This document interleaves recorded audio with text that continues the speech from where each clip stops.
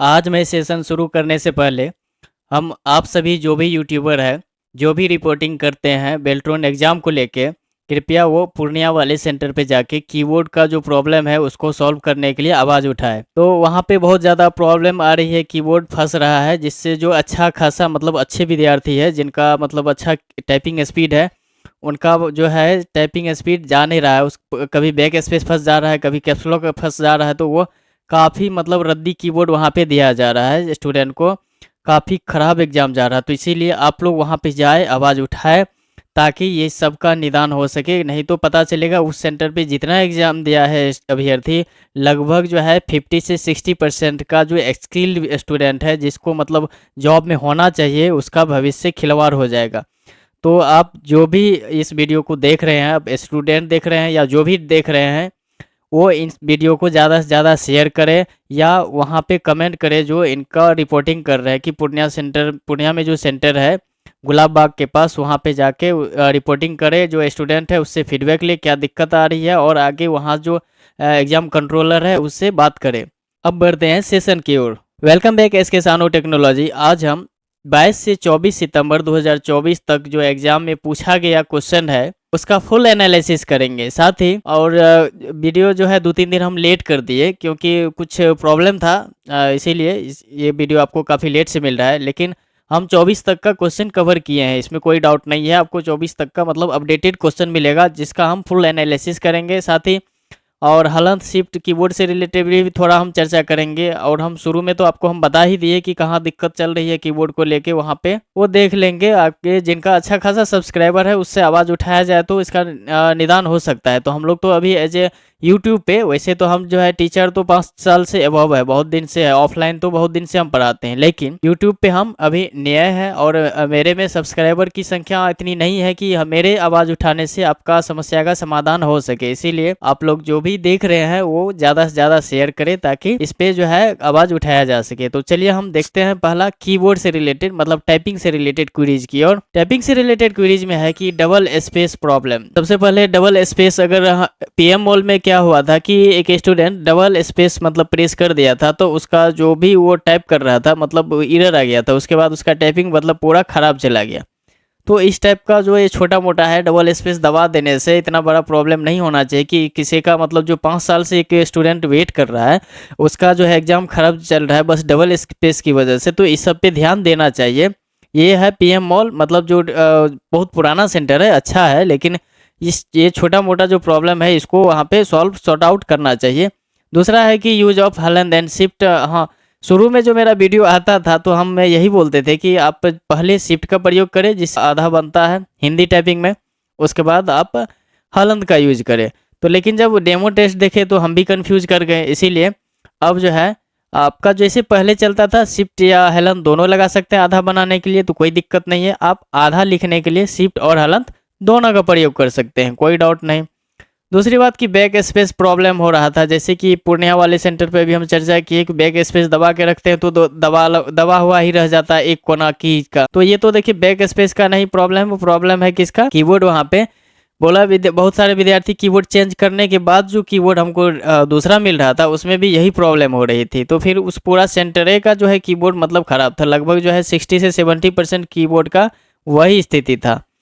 तो चलिए इसको मतलब निदान किया जाना चाहिए। और दूसरी बात कि पीएम मॉल में फिर एक बैक स्पेस से प्रॉब्लम देखने के लिए मिला कि बैक स्पेस दबाने से उसका जो है मतलब जो भी लिखा हुआ था उसका पूरा लाइन ही एरर जा रहा था। मतलब जितना बार वो बैक स्पेस ले रहा था उसका एरर जा रहा था। बैक स्पेस से मतलब सुधार करके लिखने के बाद वो गलत हो जा रहा था। तो इस पर भी ध्यान देना चाहिए। ये भी आपका पीएम मॉल का ही प्रॉब्लम है, किसी दूसरे स्टूडेंट का। नेक्स्ट क्वेरीज में है कि लैंग्वेज सिलेक्शन को लेके बहुत सारे स्टूडेंट लैंग्वेज सिलेक्शन जो है मतलब वहाँ पे बताया गया कि लैंग्वेज सेलेक्ट करो, तो बहुत सारे कुर्तीदेव सेलेक्ट कर लिए थे। वहाँ पे ऑप्शन रहता है इंग्लिश का, कुर्तीदेव का, हिंदी का, रेमिंगटन गेल का। तो देखिए आप तो तैयारी कर रहे रेमिंगटन गेल का, तो रेमिंगटन गेल लैंग्वेज ही सेलेक्ट करके रखे। बाद बाकी वहाँ पे जो शिक्षक है अगर आपको नहीं समझ में आ रहा तो वहाँ उससे मदद ले, जो भी वहाँ पे इन्विजिलेटर है। नेक्स्ट में क्वेरीज में हम चर्चा करेंगे कि 12 से 50 की स्ट्रोक में आपका कितना वर्ड बनता है। तो 250 वर्ड बनता है। अगर आपको हिंदी में पास करना है तो कम से कम 1250 की स्ट्रोक चाहिए ही चाहिए। इससे आप ऊपर मारिएगा तो आप सेफ जोन में है। अगर 50 से नीचे है तो आपका खतरा है, हिंदी मतलब जो 25 का स्पीड है उससे आप मतलब वंचित रह जाइएगा। आज का एग्जाम की बात किया जाए तो आज का वर्ड में कोई दिक्कत नहीं था, बस कीबोर्ड का दिक्कत था। वर्ड काफ़ी आसान था, बहुत आसान था। आप जो इतना प्रैक्टिस करते हैं उससे भी ज़्यादा इजी आज का वर्ड था। कोई दिक्कत नहीं था टाइप करने में, हिंदी में भी और इंग्लिश में भी। बाद बाकी फ़ॉन्ट का साइज भी नॉर्मल था, जो कि आप प्रॉपर देख सकते हैं। ये फ़ॉन्ट साइज वही रहता है जो आपका एग्जाम में शुरू से चल रहा था। तो ये देखिए कोई दिक्कत नहीं है फ़ॉन्ट साइज में। किसी किसी को जो देखने के जो जूम करके टाइपिंग करते थे उनको थोड़ा बहुत दिक्कत हो रहा था, तो क्योंकि वहाँ पे जो फ़ॉन्ट का साइज मिलता है वो आपका 16 से 18 के बीच में ही रहता है, लगभग नॉर्मल साइज रहता है। इसके बाद हम बात करेंगे कीबोर्ड में जो नॉइज़ होता है, ये इससे स्टूडेंट का क्या होता है, कीबोर्ड का जो साउंड रहता है अगर टाइप करता है तो जो आवाज़ खटखट खटखट मतलब कीज का जो आवाज़ आता है उससे भी डिस्टरबेंस पैदा होती है। तो उसके लिए आप क्या करें कि ये आप प्रैक्टिस घर पे करना शुरू कर दें, ठीक है, ताकि नॉइज़ में आप घर पे प्रैक्टिस करना शुरू कर दे तो ये अब दूर हो सकता है। और दूसरी बात कि माइंड में प्रेशर ये लेके ना चले कि हम एग्ज़ाम दे रहे हैं, माइंड में ये लेके चले कि हमको एक्यूरेसी के साथ जो आपका नॉर्मल स्पीड है जो घर पे मार रहे हैं वहाँ भी उसी तरह से टाइपिंग करना है। तो आपको नॉइज़ का कोई दिक्कत नहीं होगा, ठीक है। नॉइज़ पे ध्यान नहीं देना है, बस आपको मैटर पे ध्यान देना है कि और टाइप करना है। इसके बाद है कि मैनुअल सबमिट ऑप्शन है। हाँ, अगर आप समय से पहले टाइप कर देते हैं तो आप अपने से सबमिट कर सकते हैं। उसके बाद जो टाइमिंग है की स्ट्रोक और टाइमिंग लिख लेंगे ताकि आपको की स्ट्रोक से वर्ड का जो स्पीड है वो निकालने में सहायता मिल सके। इसके बाद है कि कीबोर्ड चेंज का ऑप्शन। कीबोर्ड चेंज का ऑप्शन रहता है, लेकिन पुनिया वाले सेंटर में क्या है कि कीबोर्ड अगर चेंज करने के बाद भी आपको वैसा ही मिलता है तो फिर चेंज करने से फ़ायदा क्या। तो उस पर ध्यान देना चाहिए। हम बार बार इसीलिए बोल रहे हैं कि वहाँ पे बहुत सारा स्टूडेंट जो है मतलब मेरे अगल बगल से भी गए हैं तो सबसे फीडबैक लिए, अच्छा खासा स्टूडेंट है, मतलब काफ़ी टैलेंटेड स्टूडेंट, तो उसके साथ ये प्रॉब्लम हुआ। तो इसीलिए हम इसको लेके हम काफ़ी बार बार चर्चा कर रहे हैं। तो चलिए अब हम नेक्स्ट देखते हैं, क्वेश्चन की ओर बढ़ते हैं। टाइपिंग से रिलेटेड ये कुल मिला के क्वेरीज था। 22 से 24 सितंबर 2024 तक के जो एग्जाम में पूछे गए प्रश्न है, इसमें हम पहला देखेंगे, फार्मूला से शुरू करेंगे। तो अपना फार्मूला से शुरू होने वाला है। फार्मूला में पहला क्या है, फैक्टोरियल से। तो फैक्टोरियल मतलब होता है फैक्टोरियल निकालने के लिए, वहाँ पे फैक्टोरियल नहीं था, फैक्ट लिखा हुआ था। तो फैक्ट से फैक्टोरियल निकालते हैं। तो फैक्टोरियल कैसे निकालते हैं, जैसे आपको निकालना है कि मतलब 3 का फैक्टोरियल निकालना है तो इसको ऐसे निकाला जाता है। जैसे 3 का आपको दे देगा फैक्टोरियल निकालने के लिए, तो इसका आंसर इस तरह से आता है 3 गुना 2 गुना मतलब मल्टीपल 1 इक्वल टू 3 दूनी 6 और 6 गुनी 1, तो इसका आंसर 6 आया। तो इस तरह से आपको फैक्ट से मतलब फैक्टोरियल निकाला जाता है। तो चलिए, वैसे अगर आपको फार्मूला से रिलेटेड अगर अभी भी डाउट है तो हम पूरा एक्सप्लेन किए हैं, इस तरह से एक्सप्लेन किए हैं कि एक बच्चा भी उसको क्वेश्चन को समझ सकता है। हम 45 से 46 मिनट का एक प्रॉपर वीडियो बनाया है जिसमें जितना भी क्वेश्चन अभी पूछ रहा है, केवल लिमिटेड क्वेश्चन, ज़्यादा भी नहीं, उतना ही क्वेश्चन उसमें है जितना आपके एग्जाम में आ रहा है, और सारा उससे टैली कर रहा है। तो आप जाके या तो टेलीग्राम ग्रुप में PDF है वो डाउनलोड कर सकते हैं, प्रैक्टिस खुद से कर सकते हैं, और आप वीडियो को भी देख सकते हैं। तो चलिए हम सबसे पहले फैक्ट फार्मूला का यूज करते हैं। ये क्वेश्चन कहाँ से आया है, एक्सेल से। जैसे एक्सेल में यहाँ पे हम लिखते हैं इक्वल टू FACT, और यहाँ पे हम देखिए यहाँ पे फार्मूला आ गया, डबल क्लिक करेंगे, यहाँ पे हम दे देते 4 देन इंटर। 4 का यहाँ पे कितना निकला, 24। तो 24, अब इसको हम चेक करेंगे निकाल के। यहाँ पे हम जैसे 4 का निकालें ना, तो 4 गुना 3 मल्टीपल 2, 4 3 तो 1, ठीक है। तो 4 तिया 12, 12 दूना 24, तो इसका आंसर क्या आ रहा, 24। तो यहाँ पे फैक्ट जो अभी हम निकाले तो कितना आया, यहाँ पे 24 आया। क्लियर है, यहाँ पे आप देख सकते हैं कितना आया है, 4 का 24, कोई इशू नहीं। अब हम नेक्स्ट क्वेश्चन की ओर बढ़ते हैं। नेक्स्ट है फार्मूला से ही रिलेटेड सम, मतलब जोड़ने के लिए काफ़ी आसान क्वेश्चन है, और मैक्स भी हम देख लेंगे, क्वांटा भी देख लेंगे। ये तीनों फार्मूला हम देखने वाले कौन कौन है, सम, मैक्स, क्वांटा। तो चलिए चलते हैं फार्मूला को क्लियर करके, फिर हम आते हैं शॉर्टकट की तरफ। तो चलिए एक्सेल में हम आ गए। तो सम से जोड़ने के लिए यूज किया जाता है। तो हम कुछ डेटा ले लेते हैं, एक नया सीट ले लेते हैं प्रॉपर, यहाँ पे हम कुछ वैल्यू टाइप कर देते हैं। चलिए कुछ वैल्यू आ गया। अब इसको थोड़ा सा अगर हम जूम कर लेंगे तो आपको आई थिंक बेहतर दिखेगा। तो अब इसमें क्या करना है कि हमें फार्मूला लगाना है, जैसे equal to SUM equal to sum, double click. अगर आपको जिसको जिसको जोड़ना है कॉमा दे के भी जोड़ सकते हैं, या सेल एड्रेस भी लिख सकते हैं। जैसे हमको A1 जोड़ना है तो यहाँ पे हम कॉमा दे के लिखेंगे A1, ऑटोमेटिक सेलेक्ट कर लेगा। दूसरा तरीका। तीसरा तरीका है, अगर हमको अगर हमको A2 और B2 को सेलेक्ट करना है तो उसके लिए क्या करेंगे, तो यहाँ पे A2 पे क्लिक करते हुए B2 या C2 तक जाना है तो C2 तक सेलेक्ट करेंगे तो आपको इस तरह से आपको कॉलम बीच में आ जाएगा। अगर आप कंटिन्यूस मतलब अगर आप लगातार सेलेक्ट करते हैं तो इस तरह से का आपको कॉलम बीच में देखने के लिए मिलता है। अब हम इसमें एक चीज़ और करेंगे कि हमको अगर दूसरे सीट में जाके कोई डेटा को लेना है जोड़ने के लिए, जैसे ये सीट में हम ले लेते हैं 6, देन आप जाते हैं ये सीट में, तो इसमें कौन सा आ जाता है, यहाँ पे एक्सक्लेमेशन का चिन्ह आ जाता है, तो वो सीट केवल आपका भी डेटा जोड़ेगा। देन अब इंटर करेंगे तो सारा को ये जोड़ के बता देगा। देखिए क्या सब जोड़ा, D4 C6 A1, उसके बाद C2 का जो है E9। क्लियर है, अब कोई दिक्कत नहीं होनी चाहिए, समझ में आ गया। अब इसी में मैक्स था, मैक्स का पूछा हुआ था ना, तो मैक्स होता है मैक्सिमम निकालने के लिए आपका कौन सा मैक्सिमम वैल्यू है, तो इक्वल टू MAX। और यहाँ से अगर हम सारा डेटा को सेलेक्ट करें तो इसमें यहाँ पे ये जो 20 है यही है सबसे अधिक वाली वैल्यू। जैसे हम इंटर प्रेस करते हैं तो ये 20 वाली वैल्यू आपको शो कर रहा है, तो जो मैक्सिमम वाली वैल्यू है वही शो करेगी। अगर हम इसी में मिनिमम करते हैं इक्वल टू MIN, यहाँ पे आ गया, डबल क्लिक करेंगे और यहाँ से हम इतना डेटा सेलेक्ट कर लिए। इतना में हम आप देख रहे हैं कि इसमें सबसे छोटा 3 है। देन इंटर करते हैं तो देखिए आंसर क्या आ गया, 3 आ गया। मैक्स और मिन दोनों एक साथ हो गया। अब एक उसमें आपका फॉर्मूला दिया गया था कि कॉन्ट का यूज, यहाँ पे हम कुछ टैक्स भी ले लेते हैं क्या कि कॉन्टा आपको दोनों बता देते हैं। सबसे पहले कॉन्टा पूछा था तो इक्वल टू COU देंगे, तो यहाँ पे ऊपर में आता है कॉन्ट।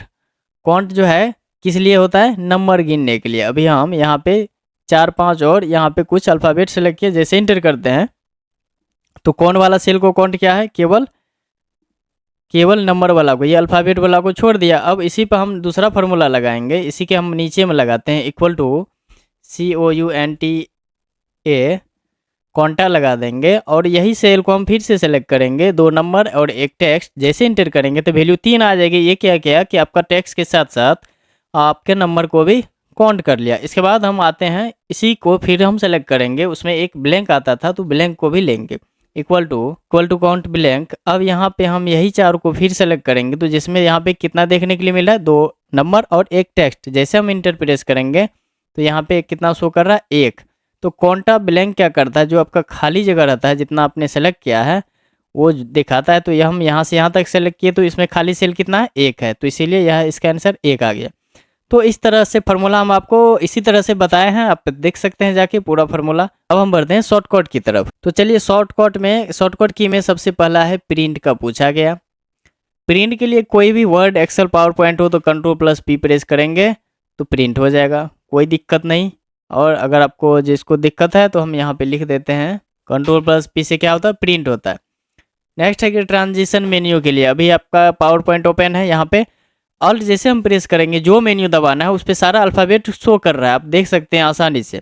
अगर हमको ट्रांजिशन का दबाना है तो इसके लिए ऑल्ट के साथ के प्रेस करेंगे, तो यहाँ पे हम लिख देते हैं ऑल्ट के साथ के प्रेस करेंगे, कोई दिक्कत नहीं, 2 हो गया।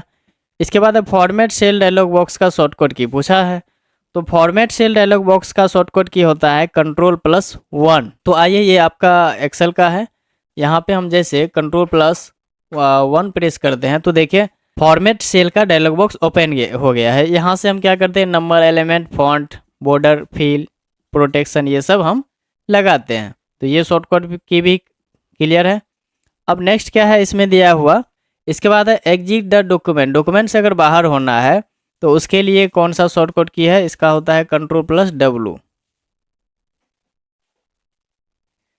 तो चलिए ये भी हम आपको करके दिखा दे रहे हैं। जैसे ये डॉक्यूमेंट है, इससे बाहर जाना है तो क्या दबाएंगे, Ctrl+W। तो अगर ये सेव करना है तो सेव करेंगे, नहीं तो डोंट सेव करेंगे।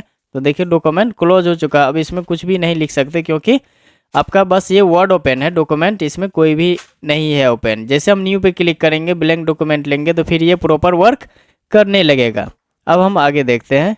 चलिए यार, एग्जिट डॉक्यूमेंट का हो गया। इसके बाद है वर्ड काउंट का पूछा था। वर्ड काउंट का शॉर्टकट की जो होता है कंट्रोल शिफ्ट प्लस जी होता है। ये भी आपका एमएस वर्ड से क्वेश्चन पूछा गया। जैसे कंट्रोल शिफ्ट और हम जी प्रेस करते हैं तो आप यहाँ पे देख सकते हैं पेज की संख्या 1 है, वर्ड की संख्या कितनी है 1 2 3 4 5 6 7। तो वर्ड की संख्या 7, नंबर ऑफ स्पेस से यहाँ पे है, स्पेस और वर्ड मिला के कितना है, पैराग्राफ कितना है, लाइन कितना है। तो मतलब ये पूरा वर्ड को काउंट करके बताता है। क्लियर है। नेक्स्ट देखते हैं क्या है। इसके बाद है सेलेक्ट एंटायर कॉलम। अगर आपको कॉलम को एंटायर मतलब पूरा कॉलम को सेलेक्ट करना है तो उसके लिए क्या प्रेस करेंगे। तो ये भी आपका कहाँ से पूछा गया है क्वेश्चन है, एक्सेल से है। तो इसके लिए हम क्या करेंगे, कंट्रोल के साथ स्पेस प्रेस करेंगे। इसके लिए क्या है शॉर्टकट की, कंट्रोल प्लस स्पेस। हम यहीं पे लिख देते हैं कंट्रोल प्लस स्पेस प्रेस करेंगे। किस चीज़ के लिए, कॉलम सेलेक्ट करने के लिए। और यहीं पे हम शिफ्ट प्लस स्पेस प्रेस करेंगे तो क्या सेलेक्ट होगा, रो सेलेक्ट होगा। यहाँ पे हम शिफ्ट के साथ स्पेस प्रेस करते हैं तो देखिए पूरा इंटायर रो सेलेक्ट है। और यहीं पे हम कंट्रोल के साथ स्पेस प्रेस करते हैं तो पूरा, एक मिनट, पूरा कॉलम सेलेक्ट होता है। क्लियर है ये दोनों, कोई इशू नहीं होनी चाहिए। नेक्स्ट देखते हैं। तो चलिए अब है सेल को डिलीट करने का शॉर्टकट की पूछ दिया है। सेल को डिलीट करना है तो कंट्रोल प्लस माइनस होता है। कंट्रोल के साथ हम माइनस प्रेस करते हैं तो यहाँ पे डिलीट सेल है। जैसे हम एंटर करेंगे सेल डिलीट हो जाएगा। जैसे ये 2 वाला सेल को लेते हैं, कंट्रोल के साथ अगर हम माइनस प्रेस करते हैं देन इंटर करते हैं तो देखिए 2 वाला सेल डिलीट हो चुका है। तो इसके लिए क्या है, यहाँ पे हम इसको भी लिख देते हैं डिलीट सेल के लिए कंट्रोल प्लस माइनस। ठीक है, इसके लिए डिलीट सेल के लिए हम यहाँ पे लिख देते हैं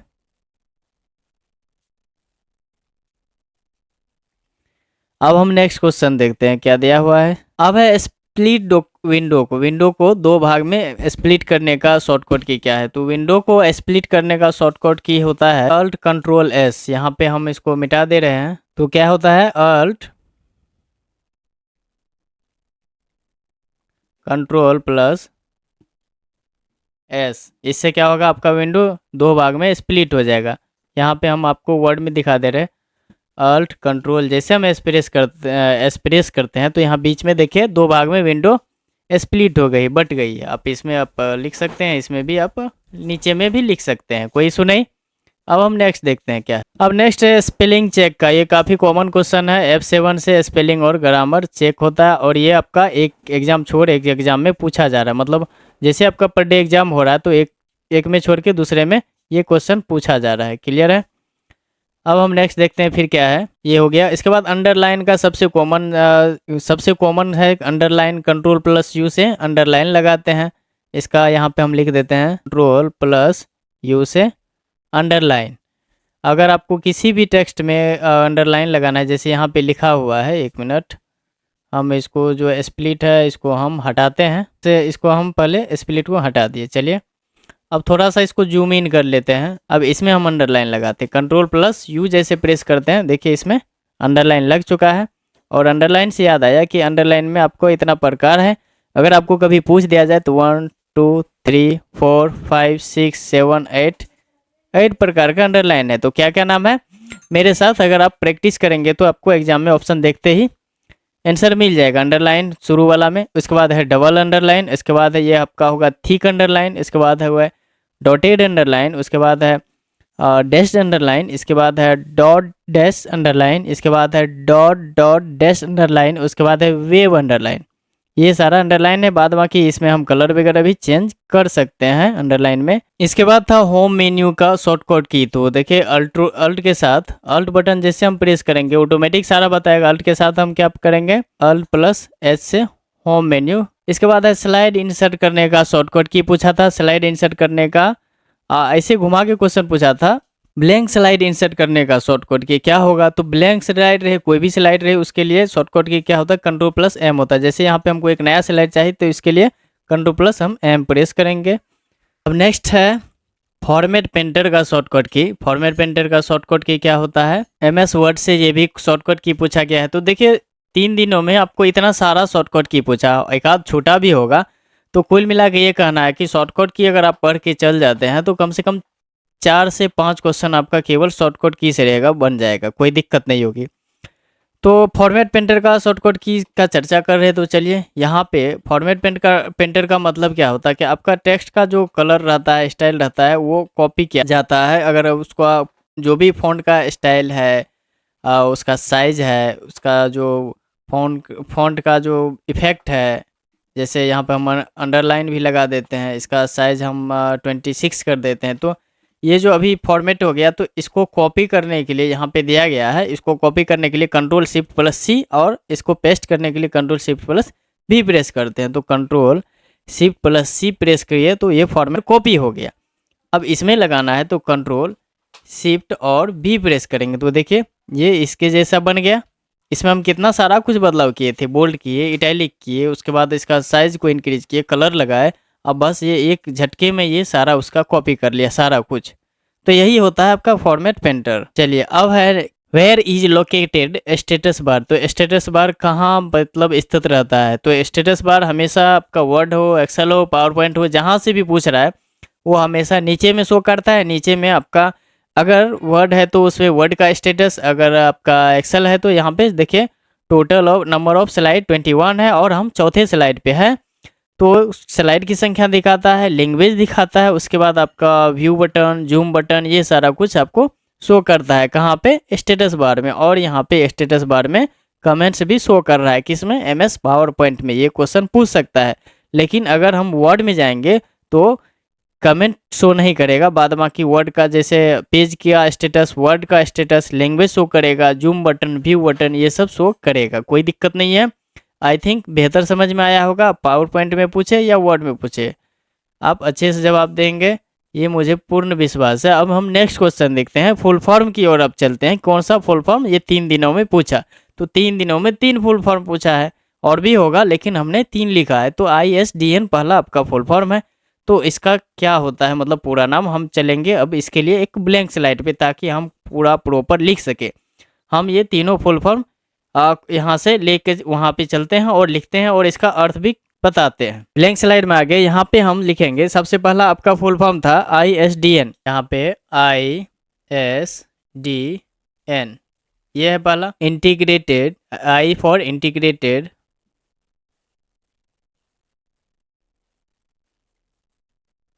S से होता है सर्विसेज,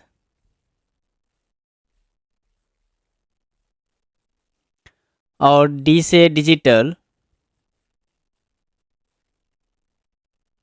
N फॉर नेटवर्क। ये आपका होता है ISDN का full form.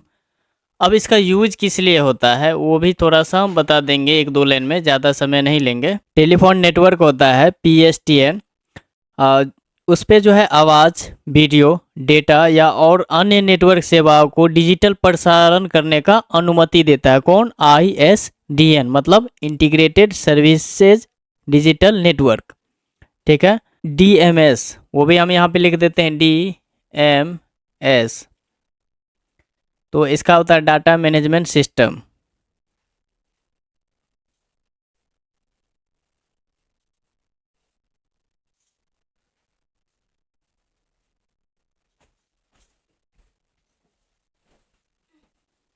Data management system होता है किसका, DMS का। क्लियर है। दूसरा है ICANN, इसका फुल फॉर्म क्या होता है, internet corporation for assigned names and numbers, ये इसका फुल फॉर्म होता है। I फॉर इंटरनेट, उसके बाद C for corporation,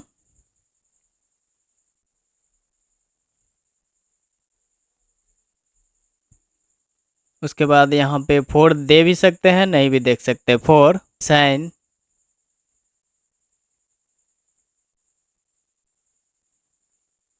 names and number.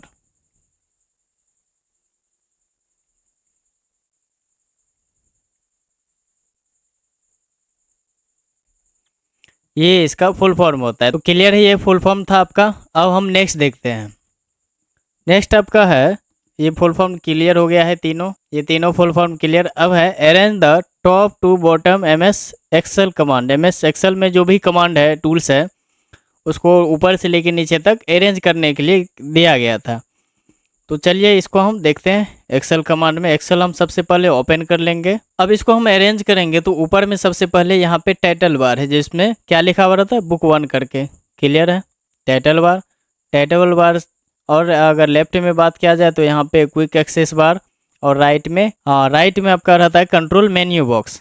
ठीक है, तो कुल मिला के ये इस भाग को टाइटल बार बोला जाता है। इसके नीचे आते हैं तो आपको मेन्यू या इसको टैब बोलते हैं, मेन्यू या टैब रहता है। और इसके नीचे आते हैं तो इसको बोलते हैं फॉर्मेटिंग टूल बार, और इसको सेक्शन या ग्रुप के नाम से भी जानते हैं। और आपका ये सब टास्क भी इसको बोलते हैं। सब टास्क आपको कहीं कहीं देखने के लिए मिलता है। इसके नीचे जैसे हम आते हैं तो आपको नेम बॉक्स, फार्मूला बार, ये सब इस लाइन में आपको एक ही लाइन में शो करेगा। तो कुल मिला के फार्मूला बार आप बोल सकते हैं। फार्मूला बार के बाद आपको यहाँ पे कॉलम हेडिंग देखने के लिए मिलेगा। कॉलम अगर हेडिंग नहीं भी है तो आपको उसमें सीट देखने के लिए मिलेगा, वर्कशीट। तो अब वर्कशीट में ये सारा आ जाता है, हेडिंग वगैरह सारा कुछ। उससे नीचे आते हैं तो यहाँ पे आपको देखने के लिए मिलता है हॉरिजेंटल स्क्रॉल बटन, जिससे हम पेज को लेफ्ट और राइट करते हैं, मतलब सीट को लेफ्ट और राइट करते हैं। उसके नीचे आते हैं, इसके नीचे यहाँ जो रेडी लिखा हुआ है, जहाँ पे जूम बटन है, ये आता है किसमें, स्टेटस बार में। तो इसको फिर से ऐसे समझे। सबसे पहले हम ऊपर में टाइटल बार, और उसके बाद आपका मेन्यू बार या टैब बटन, उसके बाद ribbon button, formatting tool bar, या इसको सब टास्क भी बोलते हैं, या क्लियर है। इसके नीचे आते हैं तो फार्मूला बार, उसके नीचे आते हैं तो ये सीट हो गया। अगर बीच में अगर दे दिया आपको कि कॉलम हेडिंग तो दे सकते हैं, नहीं तो नहीं। अक्सर के आपको ये देखने के लिए नहीं मिलता है। तो कुल मिला के ये वर्कशीट हो गया। वर्कशीट से नीचे जैसे आते हैं तो यहाँ पे आपको शो करता है ये हॉरिजेंटल रूरल, जैसे हम पेज को लेफ्ट और राइट करते हैं यहाँ पे, और सीट 1 सीट 2 मिलता है। तो कुल मिला के ये कहा जाए नीचे में आपको स्टेटस बार देखने के लिए मिलता है, जहाँ पे व्यू और जूम बटन रहता है। तो इस तरह से अरेंज करना है, ऊपर से नीचे। एक दो बार देखेंगे तो आई थिंक आप ऑप्शन देख के प्रॉपर टिक लगा के आएंगे। Where is located icons, icons कहाँ पे रहता है लोकेट, और ये कहाँ रहता है, ऑन द डेस्कटॉप। डेस्कटॉप पे जितना भी फाइल फोल्डर ये सब आपको ग्राफिक के रूप में दिख रहा है, ये आपका आइकॉन्स कहलाता है। ये कहाँ रहता है, डेस्कटॉप पे। अब है how many types of internet connection, तो इंटरनेट कनेक्शन कितने टाइप्स के होते हैं, ये आज का क्वेश्चन पूछा हुआ है। तो कुल मिला के इंटरनेट कनेक्शन की बात की जाए तो टोटल 6 प्रकार का इंटरनेट कनेक्शन होता है। तो चलिए हम दूसरी स्लाइड में आपको लेके चलते हैं। यहाँ पे हम 6 का नाम लिख देते हैं, और इसका जो स्पीड होता है, कभी कभी ये भी पूछ देता है कि सबसे कम स्पीड किसका है और सबसे अधिक स्पीड किसका है, किस कनेक्शन की है। 6 प्रकार की होती है। तो पहला होता है आपका डायल अप इंटरनेट,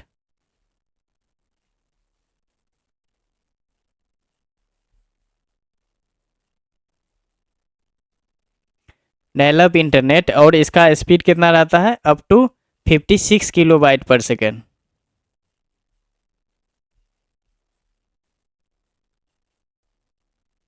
kbps। अब दूसरा आता है सैटेलाइट इंटरनेट,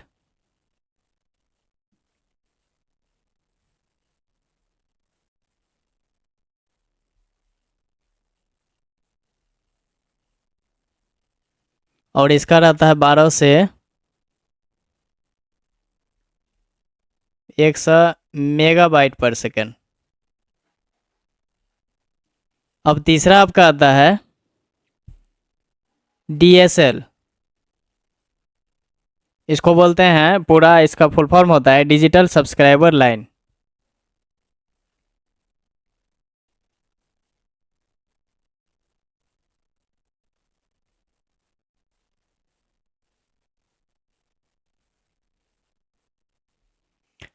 तो इसका स्पीड की बात किया जाए तो DSL का स्पीड रहता है कितना से कितना, 43 से 115 मेगाबाइट पर सेकेंड।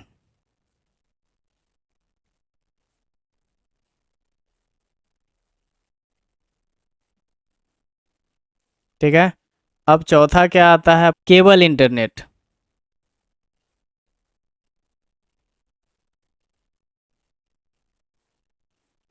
और इसका स्पीड क्या रहता है, इसका स्पीड 10 से 500 Mbps।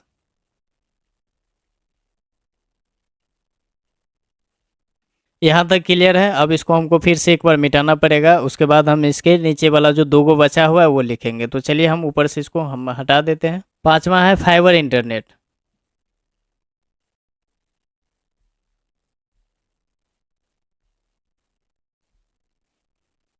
फाइबर इंटरनेट, इसका स्पीड की बात की जाए तो अप टू 10,000 Mbps।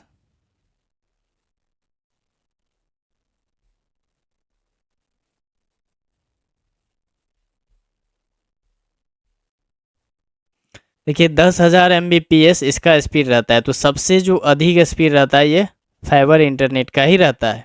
ठीक है, अब है छठा, सेलुलर नेटवर्क।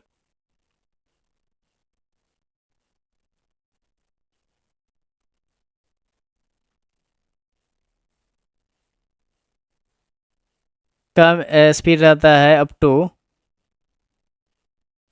300 Mbps।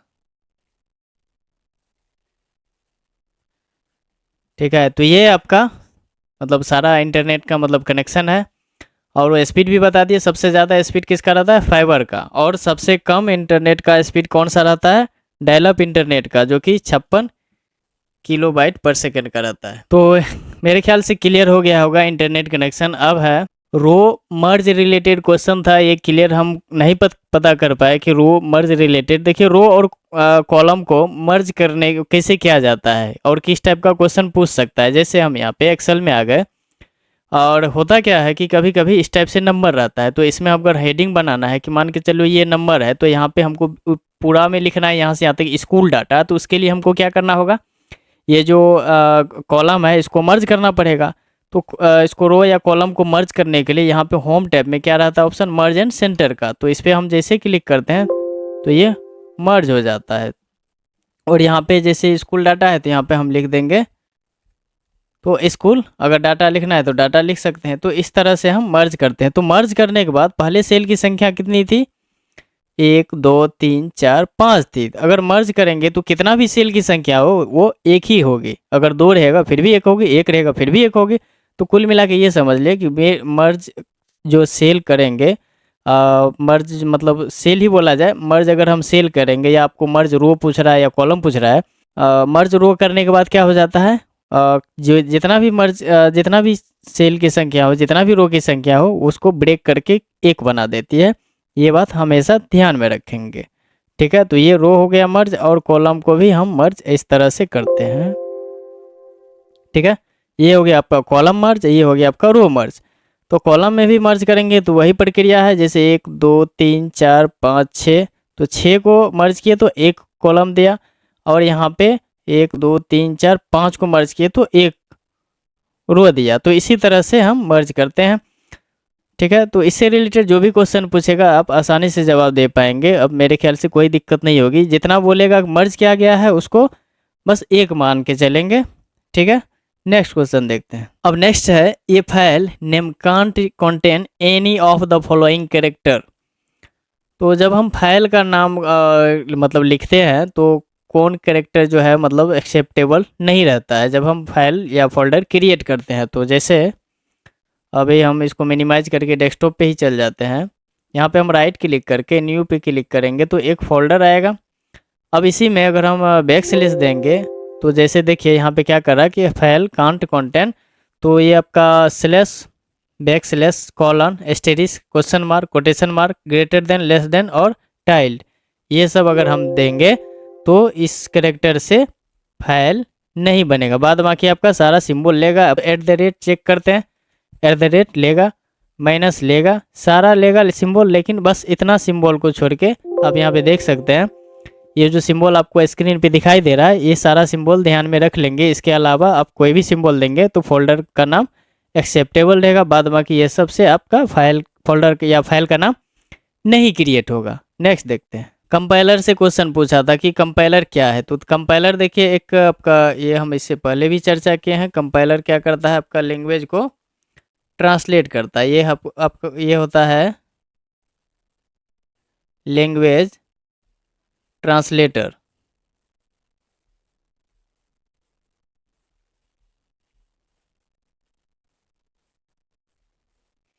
ये आपका लैंग्वेज ट्रांसलेटर होता है। ये क्या करता है कि कंपाइलर जो हाई लेवल लैंग्वेज रहता है उसको ट्रांसलेट करके ये मशीनी लैंग्वेज में मतलब 0 और 1 के फॉर्मेट में बना देता है। कौन? कंपाइलर। क्लियर है। इसी तरह आपका लैंग्वेज ट्रांसलेट करने के लिए इंटरप्रेटर भी आता है। तो दोनों में अंतर ये रहता है कि इक्विवेलेंट डेटा सारे को स्कैन करके कंपाइल कर देता है, मतलब मशीन लैंग्वेज में कन्वर्ट कर देता है। लेकिन इंटरप्रेटर क्या करता है, उसको लाइन बाय लाइन ये प्रक्रिया करता है, मतलब उसको मशीन लैंग्वेज में कन्वर्ट करता है लाइन बाय लाइन। कौन? इंटरप्रेटर। यहाँ पे हम दे देते हैं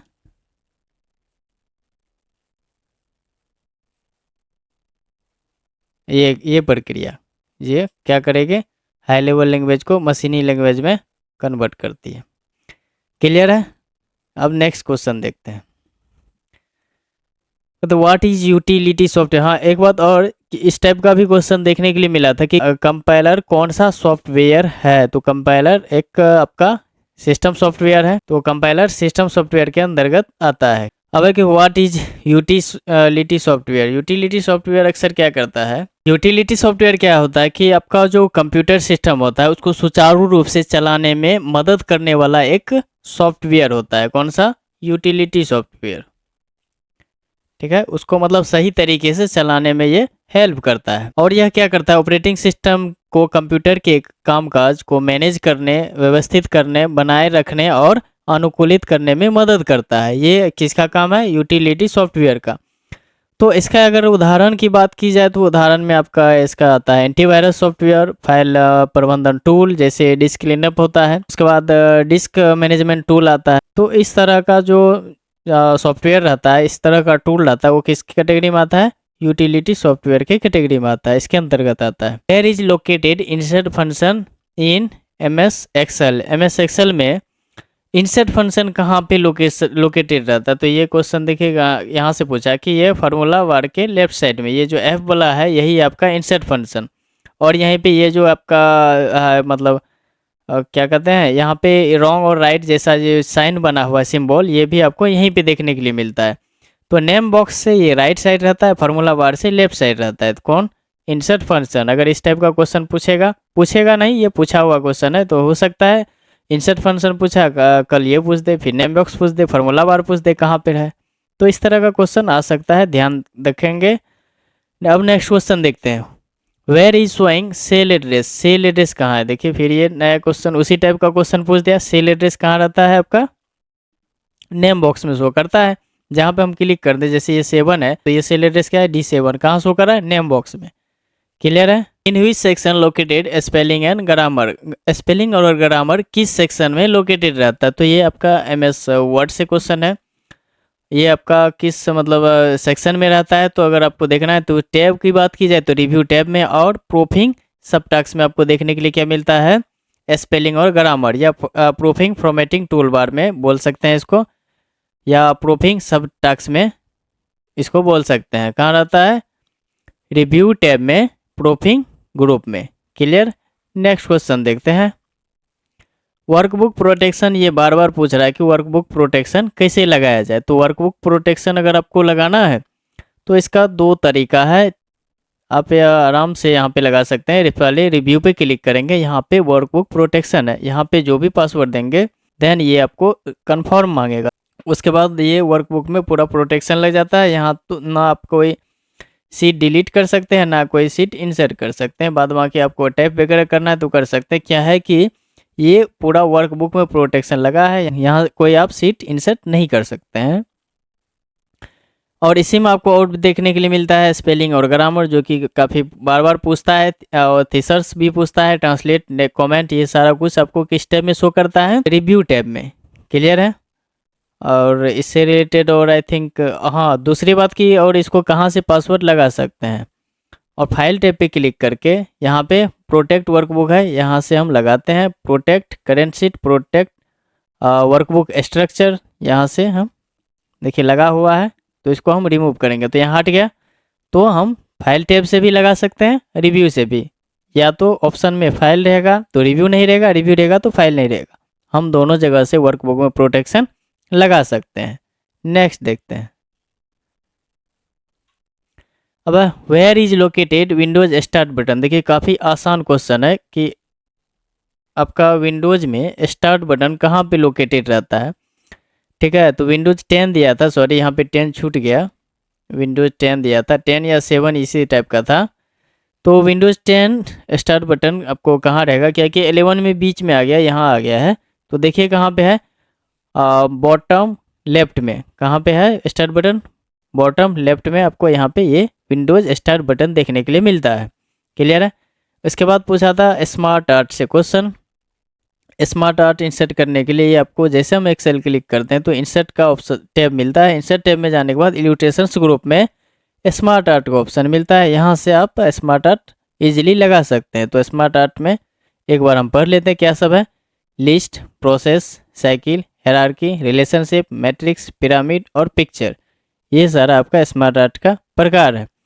तो अधिकतर आपको इसमें स्मार्ट आर्ट में क्वेश्चन पूछता है कि पिरामिड का कितने प्रकार होता है, मैट्रिक्स में कितने प्रकार का मतलब इसका कितने प्रकार का ग्राफिक्स होता है, इस टाइप से क्वेश्चन पूछता है। ये दोनों से ज़्यादा पूछता है। बाद बाकी आपको याद ये रख लेनी है कि साइकिल, प्रोसेस और हायरार्की, ये रिलेशनशिप, ये सब स्मार्ट आर्ट ग्राफिक्स का टाइप है, नाम पूछ सकता है। क्लियर है। अब हम नेक्स्ट क्वेश्चन देखेंगे। और इसके बाद था आपका मेल मर्ज से क्वेश्चन। मेल मर्ज से रिलेटेड हम पार्ट 1 और पार्ट 2 दो वीडियो काफ़ी मेहनत से, लगभग हमको 2 से 3 दिन लगा वो वीडियो का क्वेश्चन आंसर सारा कुछ अरेंज करने में। पार्ट 1 पार्ट 2 बना दिए हैं। वो अगर आप पढ़ लेते हैं, पूरा वीडियो देख लेते हैं, तो आपका एक भी क्वेश्चन उससे बाहर एग्जाम में नहीं पूछेगा। अगर पूछ दिया उससे बाहर अगर आप क्वेश्चन दिखा देंगे तो हम आपको 1000 रुपया का जुर्माना देंगे। इतना समझ लीजिए। बहुत शोध करने के बाद हम उसको पहले समझाए हैं और उसको उसके बाद बताए हैं उसमें। और हाँ, 15 क्वेश्चन उसमें प्रैक्टिस सेट भी है, जिसका हम आंसर की कल से परसों तक में जारी करने वाले। तो वो आप जाके प्रैक्टिस भी कर सकते हैं मेल मर्ज से रिलेटेड। पिछला आप एग्जाम जाके देख सकते हैं। मेल मर्ज आपके एग्जाम में लास्ट तक पूछा है, ये इससे आप पीछा नहीं छुड़ा सकते। मेल मर्ज से रिलेटेड आप देखेंगे 2, 3, 4 ऐसे क्वेश्चन एक एग्जाम में पूछता है। इसीलिए मेल मर्ज का आप दोनों वीडियो देख लेंगे। और SK सानू IT टेलीग्राम ग्रुप पे दोनों का PDF शेयर किया गया है, और उसको रट लेंगे। अगर नहीं याद हो रहा, नहीं समझ में आ रहा तो उसको रट लेंगे। आपका एग्जाम में हूबहू वही पूछेगा, उससे बाहर एक भी क्वेश्चन नहीं आएगा। चलिए अब हम बढ़ते हैं शेप इंसर्ट की बात। शेप इंसर्ट कहाँ करते हैं, इंसर्ट के बाद इंसर्ट में। ऐसे ध्यान रखेंगे, शेप वगैरह जो भी ऑब्जेक्ट है इंसर्ट के बाद इंसर्ट में। Shape, picture, smart art graphics और इसके बाद चार्ट, ये सब कहाँ से इंसर्ट करते हैं, इंसर्ट से। जैसे इंसर्ट पे क्लिक करते हैं, देखिए क्या सब इंसर्ट हम कर सकते हैं। इल्यूस्ट्रेशंस ग्रुप में शेप, स्मार्ट आर्ट, पिक्चर, ये सारा कुछ हम इंसर्ट कर सकते हैं। चार्ट, ये सब भी इंसर्ट कहाँ करते हैं, इंसर्ट टैब में। और शेप में जाइए, जो भी शेप आपको इंसर्ट करना है यहाँ से इंसर्ट कर लीजिए। बाद बाकी इसका एक नया फॉर्मेट टैब आ जाता है, यहाँ से फॉर्मेटिंग वगैरह भी कर लीजिए।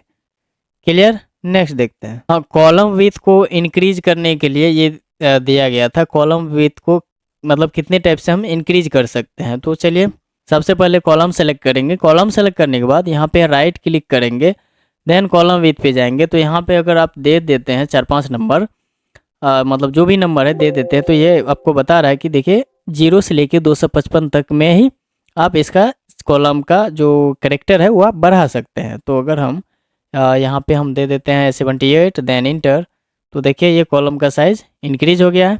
ये है आपका जो सबसे आसान तरीका। दूसरा है कि होली क्रॉस वाला सिंबल से आप इसको इस पे जैसे कॉर्नर पे ले जाते हैं, आप इससे भी बढ़ा सकते हैं और घटा सकते हैं। कॉलम या रो दोनों में सेम लागू होगा। देखिए रो भी बढ़ता है और इसमें भी राइट क्लिक करके होता है। यहाँ पे जैसे हम राइट क्लिक करते हैं, रो हाइट भी हम इंक्रीज और डिक्रीज कर सकते हैं। क्लियर है। तो ये तो हो गया एक तरीका जो राइट क्लिक करके है। दूसरा है कि आप कॉर्नर पे जाइए, होली क्रॉस वाला चिन्ह बन जाएगा, उस पर क्लिक करके उसको ड्रैग कर लीजिए, बढ़ जाएगा। जो प्रोसेस वाइज तरीका है उसके लिए आपको कहाँ जाना होगा, यहाँ पे होम टैब के फॉर्मेट सब टास्क में। इसके बाद आपको फॉर्मेट देखने के लिए मिलेगा, यहीं पे आपको कॉलम विथ है, तो कॉलम विथ में जाके यहाँ 52 है तो हम कर देते हैं 44, देन इंटर। तो कॉलम की साइज छोटा हो गया है। ये भी आपका तरीका है जिससे आप कॉलम का चौड़ाई घटा सकते हैं। क्लियर है। तो कुल मिला के हम आपको तीनों तरीका बता दिए। और आज का जो क्वेश्चन पूछा गया था वो था ड्रैग करके हम कॉलम की चौड़ाई बढ़ा सकते हैं कि नहीं बढ़ा सकते हैं। तो लैंग्वेज बेस्ड क्वेश्चन था, तो आप इस तरह से आई थिंक अब जवाब बेहतर दे पाएंगे अगर वो क्वेश्चन फिर से पूछा जाएगा तो। हो सकता है रो का पूछ दे। देखिए अब है विंडोज़ एक्सपी से। विंडोज़ एक्सपी मतलब कब लॉन्च किया गया, ये क्वेश्चन आपको आज पूछा गया था। तो विंडोज़ एक्सपी क्या है, एक ऑपरेटिंग सिस्टम है। एक्सपी लिख देते हैं 2001 में। और अभी सबसे लेटेस्ट विंडोज़ कौन सा है, 11 है। और इसे कब लॉन्च किया गया था, 2021 में। ये सब टाइप का क्वेश्चन पूछेगा। और विंडोज़ 10 कब लॉन्च किया गया, विंडोज़ 10 कब लॉन्च किया गया, 2015 में। ये सब क्वेश्चन आपको पूछेगा। यहाँ पे हम डब्लू दे देते हैं, ठीक है। डब्लू से आप समझ जाइएगा विंडोज़, नहीं तो आप हम बोल रहे हैं आप सुन सकते हैं, मतलब इजीली समझ सकते हैं और उसको आप नोट डाउन कर लेंगे। हाँ, पहला वर्जन पूछ सकता है विंडोज़ जब फर्स्ट टाइम आया था वो कब आया था, और क्या था, विंडोज़ 1.0 करके आया था। और कब आया था, 1985 में। ये पहला था। तो पहला और लास्ट ध्यान में रखेंगे। और बाद बाकी एक्सपी 2-3 बार इस बार के एग्जाम में दोहरा दिया गया है, ठीक है। तो विंडोज़ एक्सपी पूछ सकता है। और 7 भी काफ़ी पॉपुलर था, तो 7 भी पूछ सकता है। तो विंडोज़ 7 कब लॉन्च किया गया, 2009 में, ठीक है। ये कौन सा, विंडोज़ 7। ये सब ध्यान में रखनी है, इससे बाहर आपका नहीं, इससे रिलेटेड नहीं पूछेगा। तो कुल मिला के यही था आपका 3 दिन का क्वेश्चन, जो कि हम आपको बारीकी से एनालिसिस करवा दिए हैं। अब आगे की तैयारी अभी से क्या करनी है, अब हम भी तैयारी का जो पैटर्न है वो चेंज करने वाले हैं। अब से आपको अगला जो क्लास मिलेगा वो आपको प्रैक्टिकल बेस मिलेगा, मतलब सारे टूल को एक एक करके क्लियर करेंगे। क्योंकि मेरा जो स्टूडेंट वगैरह है, जो भी मतलब आप देख रहे हैं, ज़्यादातर है हिंदी इंग्लिश दोनों वाले, तो उसका एग्ज़ाम अभी होना बाकी है। 1 महीना अभी एग्ज़ाम चलने वाला है, ठीक है। लगभग आपका मतलब 27 अक्टूबर तक एग्ज़ाम चलने वाली है। कोई बात नहीं, उसके लिए हम अभी लगे हुए हैं, करेंगे मेहनत। और दूसरी बात की देखिए, आपको केवल सीबीटी से रिजल्ट नहीं आ जाएगा, आपको टाइपिंग भी ज़रूरी है। इसीलिए अब हम बता रहे हैं कि बहुत सारे टीचर सीबीटी को लेके काफ़ी सीरियस है, लेकिन टाइपिंग पे लेके उसका कुछ मतलब रुझान दिख ही नहीं रहा, कुछ फोकस दिख ही नहीं रहा। आपका जितना मतलब महत्वपूर्ण सीबीटी है उतना महत्वपूर्ण टाइपिंग भी है। टाइपिंग भी कम से कम दिन में 3 बार मारिए, और रात में कम से कम 2 बार। एक बार मतलब खाना खाने से पहले, एक बार खाने के सोने से पहले। ये दोनों नियम अपना लीजिए। टाइपिंग में भी उतना मेहनत कीजिए जितना आपको सीबीटी में करना पड़ता है, तो ही आपका रिजल्ट संभव हो पाएगा। क्योंकि टाइपिंग का स्थिति बहुत ख़राब है। जो स्टूडेंट आ रहा है, हम उससे फीडबैक ले रहे हैं, तो काफ़ी स्थिति ख़राब है। कोई कह रहा है कि हम मतलब टाइम से पहले मार रहे हैं, तो फिर की स्ट्रोक की संख्या कम बता रहा है। तो फिर कैसे टाइम से पहले की स्ट्रोक की संख्या कम बता रहा है, ये हमको समझ से अभी भी पड़े है। अगर वो 6 मिनट में मार रहा है, उसका की स्ट्रोक 900 आ रहा है, तो फिर वो किस तरह से की स्ट्रोक को टाइप किया कि उसका 900 की स्ट्रोक पूरा, जो कि पासिंग की स्ट्रोक 1250 है हिंदी में, इंग्लिश में 1500 है। तो ये सब अभी तक हम इस सब का जो सुन रहे हैं, इस सब मेरे समझ से अभी तक पड़े है। इसमें मतलब क्या इसका मतलब लेखा जोखा है, समझ में नहीं आ रहा है। फिलहाल इतना कहेंगे कि कोशिश करें कि आप जो प्रैक्टिस कर रहे हैं टाइपिंग का, इंग्लिश में 1500 से ऊपर की स्ट्रोक, और हिंदी में 1250 से ऊपर, ये क्राइटेरिया बना के रखे, उससे ऊपर का तैयारी करें। मांग रहा है तो उससे हम 100 की स्ट्रोक आगे रख के तैयारी करेंगे। अब है तैयारी प्रीवियस ईयर क्वेश्चन को अभी भी देखना है। 50% 60% क्वेश्चन आपको प्रीवियस ईयर क्वेश्चन से ही पूछा जा रहा है, ठीक है। उसके बाद फोकस ऑन योर प्रैक्टिकली आप लोग का अब हम करने वाले हैं, साथ में चलेंगे, प्रैक्टिकल करेंगे। उसके बाद है टाइपिंग प्रैक्टिस ज़रूरी है, बहुत ज़रूरी है। टाइपिंग प्रैक्टिस जितना ज़रूरी ये है उतना ज़रूरी वो भी है। दोनों पास, उसके बाद ही रिजल्ट होगा। इसके बाद है कि आपका वर्ड एक्सेल पावर पॉइंट से अभी भी क्वेश्चन उतना ही आ रहा है, 30 से 35। और आज की बात की जाए तो 40 क्वेश्चन केवल वर्ड एक्सेल और पावर पॉइंट से देखने के लिए मिला था। बाद बाकी जिसका अभी एग्जाम चल रहा है, जो भी अभी वीडियो देख रहे हैं एग्जाम जाने से पहले, उसके लिए बेस्ट ऑफ लक। जाइए अच्छे से एग्जाम दीजिए, पेशेंस रखिए, टाइपिंग भी आराम से दीजिए, पास होके आइए। आपको मतलब बेस्ट विशेष देते हैं, बेस्ट ऑफ लक। अगर आपको थोड़ा सा भी वीडियो हेल्पफुल लगा तो प्लीज़ लाइक शेयर और सब्सक्राइब कर दें। मिलते हैं अगले क्लास में किसी नए टॉपिक के साथ। Thank you.